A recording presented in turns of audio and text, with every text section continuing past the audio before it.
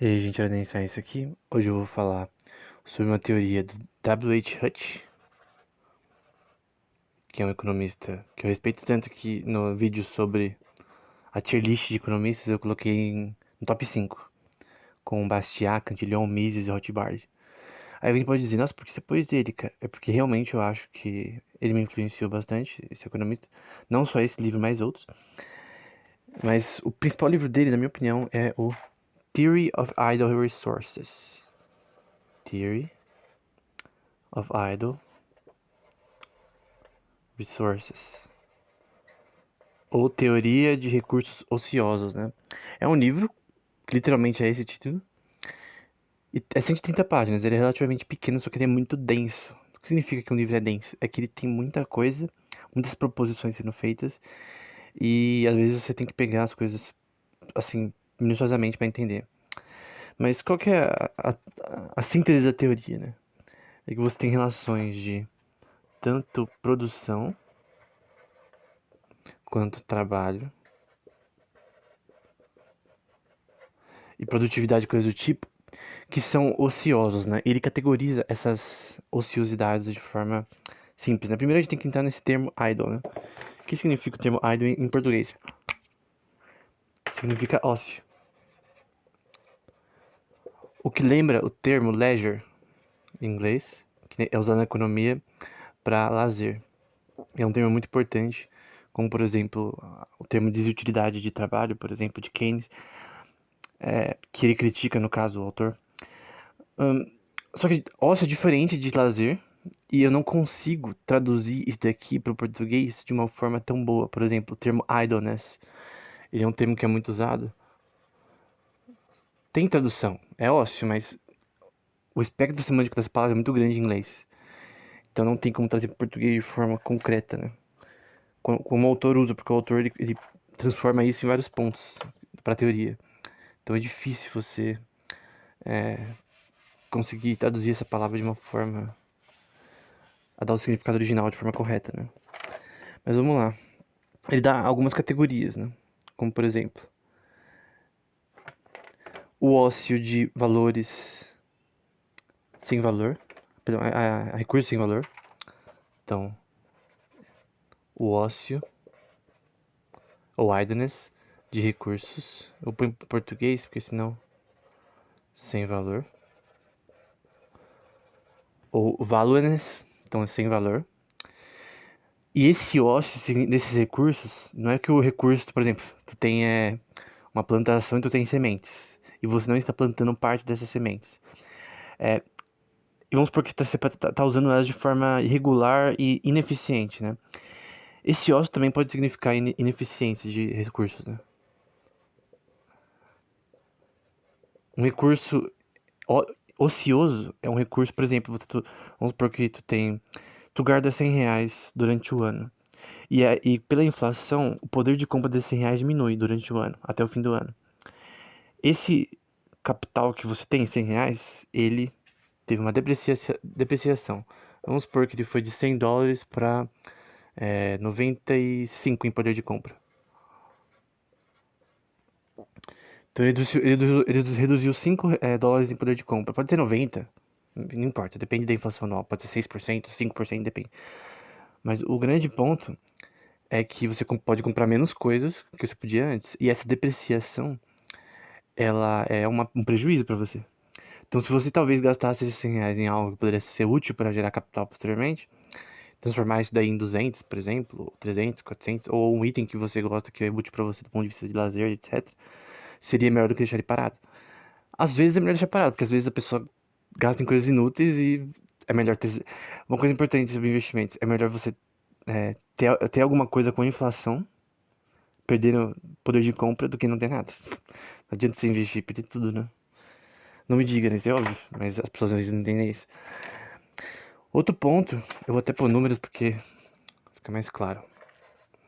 O outro ponto, então, primeiro é ócio de recursos sem valor, que a gente vai definir posteriormente. Pseudo-ócio, ou pseudo-idleness. Eu vou pôr em português, pra ficar mais fácil. O que é o pseudo-ócio? Exemplos, né? Que ele dá no livro. Por exemplo, uma dona de casa, por exemplo.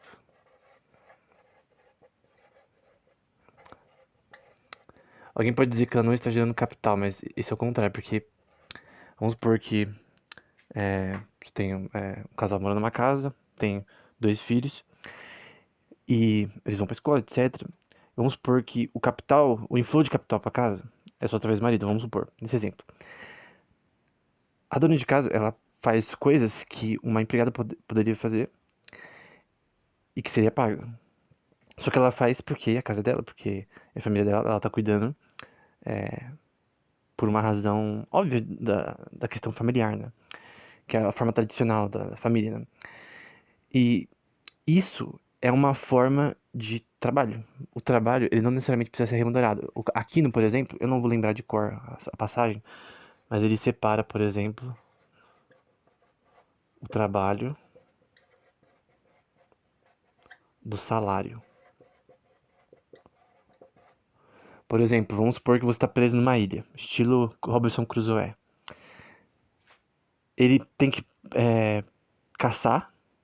Então vamos lá, ele tem que caçar, caça, pesca, coleta de amoras e frutos que tem ali, que ele tem que fazer ativamente isso. Ele tem que construir coisas, né? Então ele tem que construir a sua habitação. Ele tem que lidar com questões de depreciação, por exemplo, vamos porque a casa dele começa a deteriorar por causa da chuva, ele tem que repor madeira, etc. Depreciação. Então ele lida com todas essas questões, só que ele não ganha um salário do ponto de vista padrão, de você até um trabalho e receber dinheiro. O retorno que ele ganha do, seu, do que ele faz já é o salário. Então, o caçador-coletor, ele tem o salário, que ele é como autônomo. Então, você entende que o pseudo-ócio tem vários contextos. Não é só esse exemplo. Tem vários exemplos que a gente vai ver posteriormente. Mas ele tem a ver com relações de algo que aparentemente não gera retorno ao capital, mas na verdade é uma geração de capital de certa forma. No que seria pago caso não fosse. Ah, caso, por exemplo, vamos supor que a pessoa, ambos trabalham, né? Aí no caso tem que pagar uma pessoa para fazer o que a pessoa faria caso não fosse assim, né? Tem também o preferred idleness, ou ócio preferido, o preferível, né? Ócio preferível. O ócio preferível, ele tem a ver com, por exemplo, aposentadoria. Não necessariamente só isso. Você pode pensar em vários exemplos, né? O que significa isso? Por exemplo, vamos supor que uma pessoa, ela vai receber aposentadoria, ela já consegue receber com 55 anos, e ela pode escolher viver da aposentadoria ou continuar trabalhando. É uma questão de escolha preferível. E isso pode ter várias vertentes. Por exemplo, vamos supor que a pessoa ela tem uma casa e ela coloca para aluguel. E ela consiga render renda passiva. A renda passiva também é uma forma de pseudo-ócio. E tem a ver com o ócio preferível, porque a renda passiva você pode ganhar através de uma propriedade que você tem, que é a sua propriedade privada. Mas, tecnicamente, entre aspas, você ganha sem fazer nada. Tecnicamente. É um pseudo-ócio, porque na verdade você está gerando capital, só que através das suas propriedades. O que é uma forma de empreendimento muito interessante, muito realizável, né? Muito realizável, né? Então, é uma forma de pseudo-ócio. Enforced idleness. Eu não sei como traduzir enforced, mas é ócio relativamente forçado, talvez. Talvez seja. Eu vou colocar aqui enforced, se alguém conseguir traduzir melhor que eu. Então, esse depende. É normalmente associado a, por exemplo, monopólios. Por exemplo, vamos supor que uma empresa ela tenha monopólio. Não, na verdade, vamos supor que uma empresa tem um monopólio. Ou que tenham leis que, que colocam cotas de produção. Então, ela é uma empresa que ela, vamos supor que a capacidade dela é 50k de produção de qualquer tipo de produto, vamos supor que seja sapatos. Só que, como ela exporta o excedente do que é vendido nacionalmente, o excedente, é o que ela, por exemplo, vamos supor que ela vende 20k dentro do país e vende 30 para fora. Vamos supor que coloca uma corta de produção. Uma lei fala, ó, você consegue produzir 50, mas eu quero que só produza 35k. Políticos podem fazer isso, eles podem gerar leis na legislação que realizam isso. Aí você pode discutir por que fariam isso, né? Por razões protecionistas, restricionistas, mas no geral é um ócio forçado, né? Tu tá deixando de produzir o que poderia ser produzido com eficiência e lucro para uma empresa, né? Então o ócio forçado, ele é normalmente estatal, ou através de monopólios, que também podem fazer a mesma coisa. Por exemplo, ele vai dizer que um monopólio natural, que é um monopólio também gerado normalmente pelo Estado, por exemplo, um monopólio natural é uma oferta que ela é basicamente não tem competição. Por exemplo, água. Então, uma empresa, ela tem, estatal ou não, ela tem uma, uma lei que impede outras empresas de entrarem na oferta de água. Mesmo elas não podem comprar uma reserva, por exemplo, de água para fornecer para a população. Mesmo se ela tiver a grana. Mesmo se ela conseguisse fazer melhor do que a estatal, né? Então, o monopólio de energia também, energia elétrica, por exemplo, e tal. O monopólio natural também, ele não tem incentivo para investir. Na verdade, às vezes é melhor que ele não invista, pro bem dele mesmo. E a gente vai ver isso posteriormente. Mas é uma forma de ócio forçado, o que é ruim para a sociedade. Tem o ócio participativo. Vou colocar aqui, é o quarto. Ócio participativo. O que é isso daqui? Por exemplo, um exemplo claro é auxílio doença, por exemplo. Auxílio doença. Ou também seguro-desemprego também.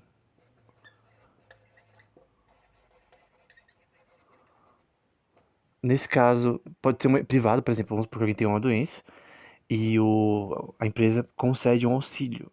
Então, enquanto a pessoa está doente, a empresa vai pagar a pessoa, só que ela, a pessoa está recebendo sem trabalhar, no caso, porque ela está doente, ela está com uma incapacidade e tal. Então, é um auxílio doença.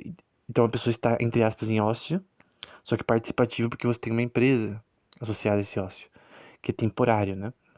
Seguro-desemprego é, no caso, mais público, né? Mais estatal. Vamos supor que tivesse um seguro-desemprego privado também. Vamos supor que você paga uma empresa para quando der merda no serviço sem você pensar. Ao invés de você guardar na poupança, você tem uma empresa que vai te pagar a isso. Como se fosse um seguro, realmente. É, só que privado também. Pode ser privado ou público. Mas isso vai te permitir ser ocioso por um tempo. Para depois você achar outro serviço. Então, a gente já viu já alguns. A gente viu até agora quatro, né? Então, pseudo-ócio. É um ócio que não é ócio, na verdade. Um ócio preferível, que é a pessoa escolhe. O forçado, que normalmente é através de alguma forma legal, de proibição e tal de produção. E o participativo, que você tem uma empresa ou um ente público que permite esse ócio temporariamente por N motivos, e que tem motivos que podem ser realmente bons. Então não necessariamente é uma coisa ruim por si só. Nenhuma dessas formas aqui de idleness ou ócio necessariamente é ruim.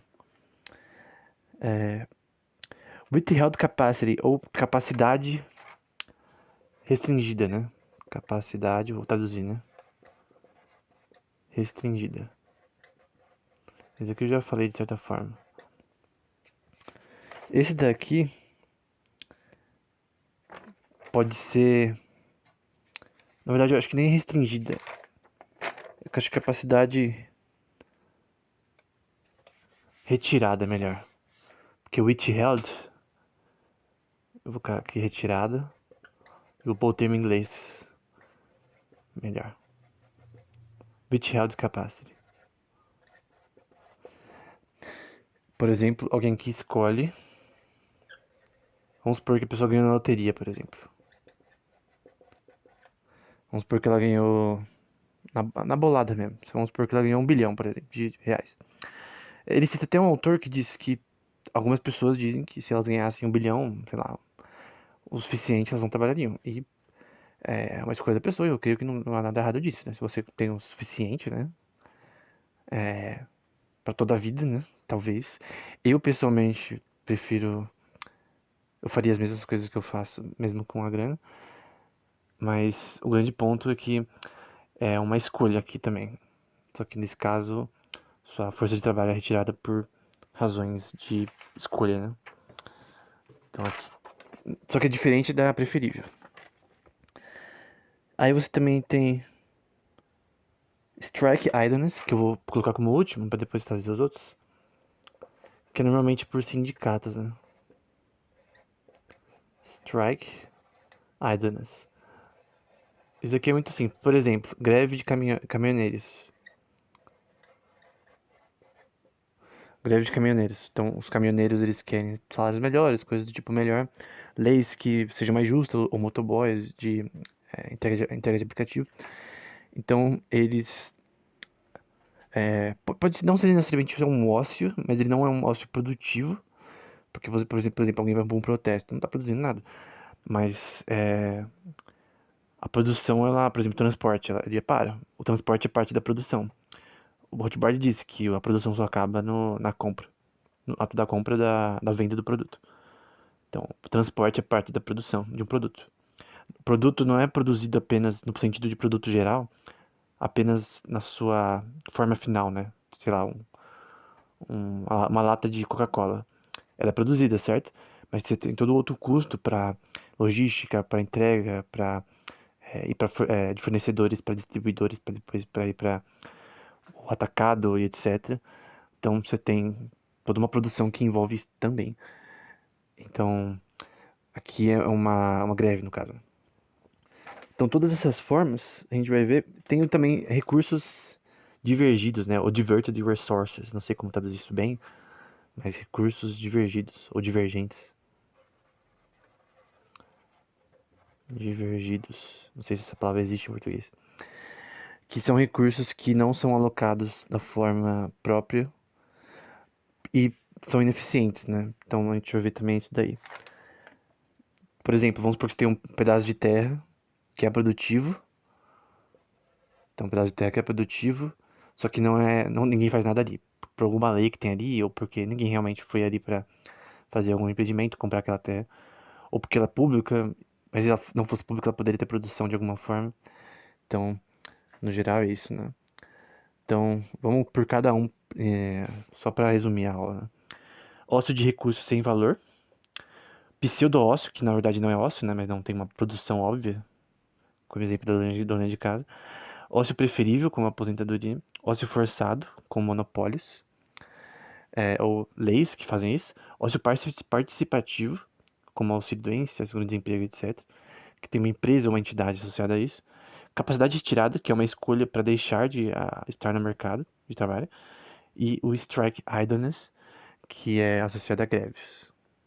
E os recursos divergidos, que também é um ponto interessante. Então, tudo isso está na teoria do W.H. Hutch. E nas próximas aulas eu vou ir além nessa questão.